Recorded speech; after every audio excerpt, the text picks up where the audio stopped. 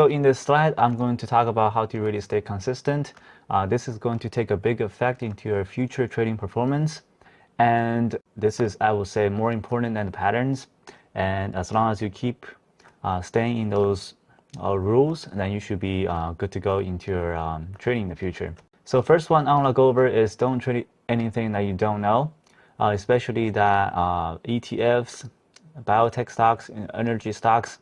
These tickers, they don't have a really stable statistics, especially the ETFs. They do not follow any edge, resistance and support, they do not work. So these, I would say, sectors you have to stay away from, and other stuff as well. Before you trade anything else, always test the patterns first. And before you find the edge, there's going to be, I would say, thousands of tryouts before you actually start making money. First of all, track your own statistics. Boost your confidence first before you get into any sectors that you don't know.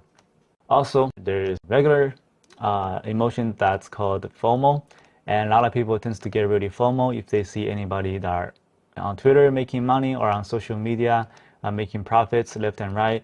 And then that, I would say, image give you tons of FOMO. The same thing gives to me.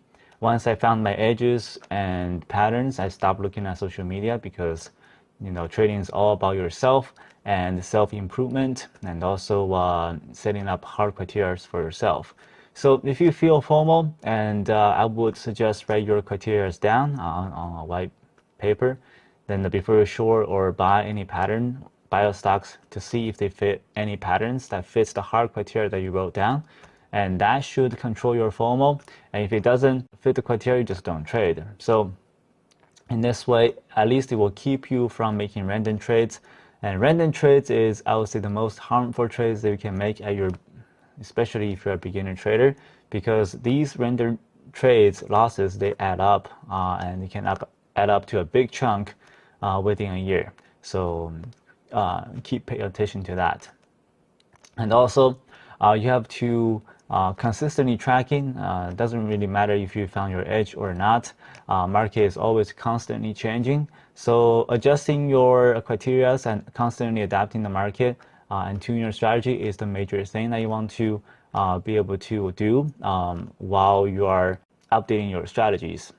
Trading is only about you, not about other people. And as I said, that at the beginning, that you're looking for a mentor, you're looking for other people that in the same sector, and you want to see how they're performing, and you want to see what else you can learn. So to be able to distinguish between other people's trading and other people's gain on the social media it's okay to take a look at their trades to see how much money they made, and you want to know where their entry and exit is. So you want to track that down to see if that performance is repeatable.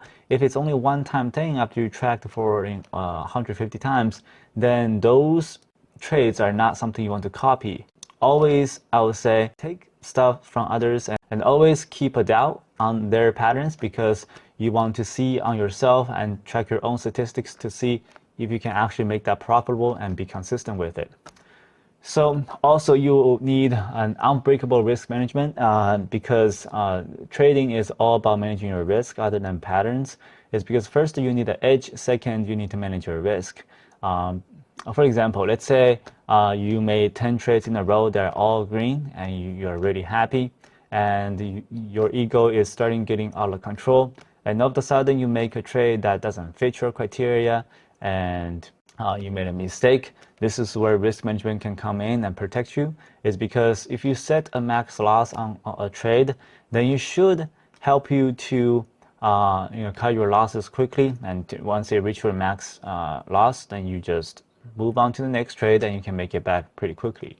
But if you let that trade keep running against you longer and longer and it breaks your max risk management, then that's where you start losing all of your gains from the last 10 trades, and all of a sudden you feel your confidence will get dramatically beat down. That's where you're not going to make confident trades in the future, and it will take a while to recover that confidence. That's where it's going to be a difficult time for traders to endure, and having that risk management is very crucial. So another thing is the longer you survive, the better you will get. A lot of people don't understand that because they see the pattern as a one-time event and they want to get in and they want to make that profits quickly. And sometimes they only see this one trade and don't see the longer picture. All of a sudden they get married into one tickers and they can't stop trading it. They start over trading it 10, 15 times in one day. That's where you start, let your emotion get out of control. That's where the max loss comes in your account statement. So understand that you always want to survive in this market, and sometimes taking a max loss, it's okay. Try to not get, I would say, be too down with it, because you're going to take losses while you go on into the future for your trading performance. So losses, you can learn from them, and also as long as you don't make one of the mistakes that just blew up your entire account and you did not follow your risk management, that's where things can get really ugly.